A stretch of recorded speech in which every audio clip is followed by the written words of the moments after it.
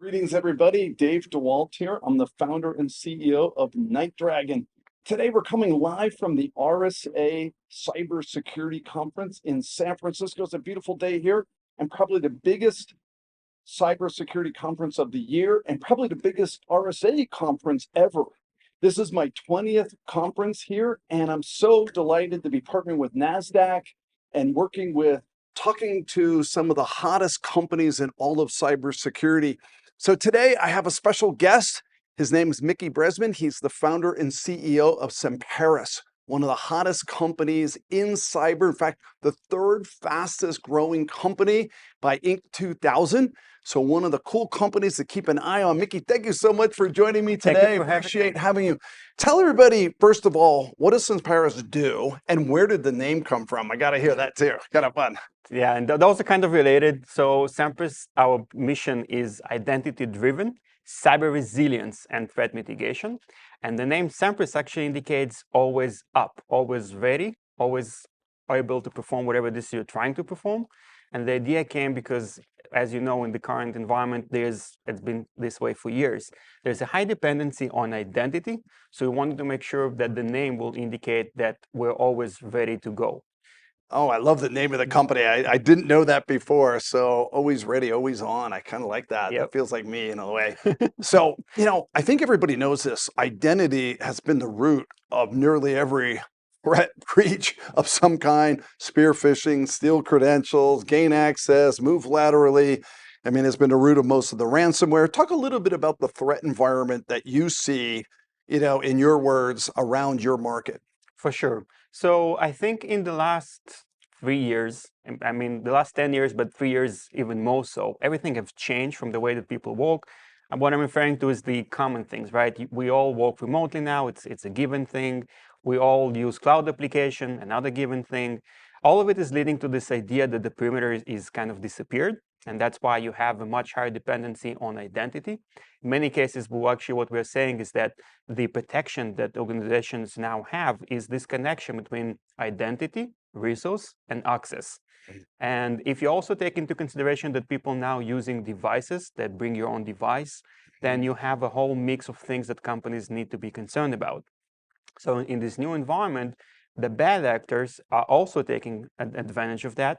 And what they're trying to do in simple terms, if I can get a hold of the identity system that is used by the organization, I can now become everything and anyone. So for instance, if I own the identity system, I can become Dave, which basically means that I can access all the things that Dave can access. Another thing is that if I take that system down, then nobody else can access the environment to anything anymore. If you want to access whatever cloud application, on-prem application, you need to authenticate. You need something that will say, yes, Dave is who he claims to be, and we can allow him to access. But if that system is not available, then that's it. The organization is shut down, and you effectively have stopped the organization from performing. This is the resiliency side of things that we're focusing on. Sure that you remember the NotPetya attack. Oh yeah, NotPetya. Yeah, that made a lot of impact on the world. The US government estimated that to be about 10 billion in damages. So one of the most known stories in the recovery post NotPetya, and this is not even a direct attack, it's a side effect to some degree, was how some of those companies dealt with recovering their identity stores, primarily the Active Directory, because it's the most common store out there. And in some cases, it took 10 days just to recover the Active Directory. Now, keep in mind that during those 10 days, the company is completely down. They cannot do anything. With Semperis, what we allow those companies to do is to recover that environment in up to 30 minutes, in some cases 2 hours, but in a very short period of time. So you go from days to minutes or hours, no more than that.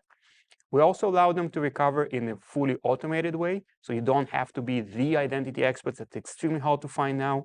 And then we're also making sure that the recovery itself is clean.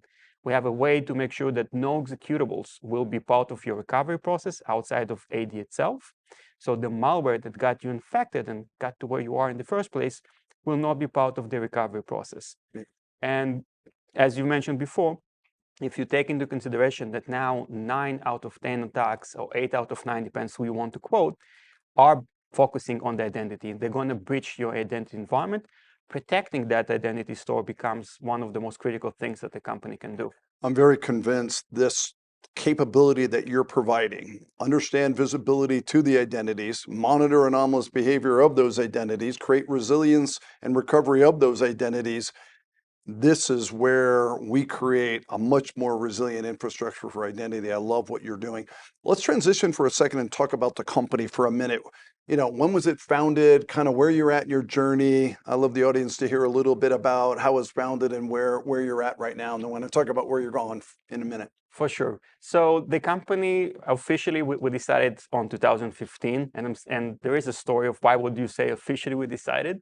The reason is because it started inside of my previous company. I had a professional services company, it started inside of that one, and then at some point when I realized, hey, this is something completely different, I had this aha moment where I just looked at all of my customers, all of them were enterprises, they all had the identity store, none of them had a way that will allow them to operate. I wasn't thinking of ransomware. It was too early to think about that. I was thinking of an insider threat. Because what we've seen, we were brought into the situation, telco company, an employee was let go. That employee had privileged account that was not revoked. That employee in 4 clicks took down the entire organization by taking AD down. So that's kind of what got me to understand, hey, wait a minute, there's a huge challenge here, and I don't think that people yet understand what's about to come. So 2015 is roughly where it started. The major acceleration point for us started in 2018 or so, once people understood what NotPetya mean. If you remember, just before that, I'm sure that you are, we had WannaCry, and then we just starting to have I have a tattoos on my arm for all those, yeah. figuratively. Yeah, and then we went, this has been quite a journey for us, but so that you get some sense, January of 2020, the company was about 30 people. January of 2024, the company is about 430 people. Wow. So it's been quite a ride in terms of the growth. How much capital have you raised so far? About 250 million. 250. We are backed by some of the most known name in the industry. KKR led our last round. General Petraeus joined as a private investor in the company as well. 1011, Paladin, Insight, and one of actually the most proud investors that I'm most proud of is Atrium Health, which first became a customer. The CISO thought that what we do is important enough, so he asked me to have a chat with the investment arm of the company, and they've joined our last round as investors as well. And the reason that I'm bringing it up is because from the company perspective, we have this motion of being a force for good. And what can be more than helping a healthcare organization to bounce back from whatever threat they've been facing? There's been a lot of breaches in the healthcare industry, as we know, and all identity related as well. So pretty important. What's the future of the company? Like, where do you want to go? Is this a public offering someday? What's your vision for, this company in the next couple of years? For sure. So we're growing extremely fast. As you mentioned before, we've been on the Deloitte 500, the Inc. 5000, everyone that is measuring results based on the actual revenues. And approaching 100 million in revenues. Can I say that out loud? I think I did already, so sorry. No comment.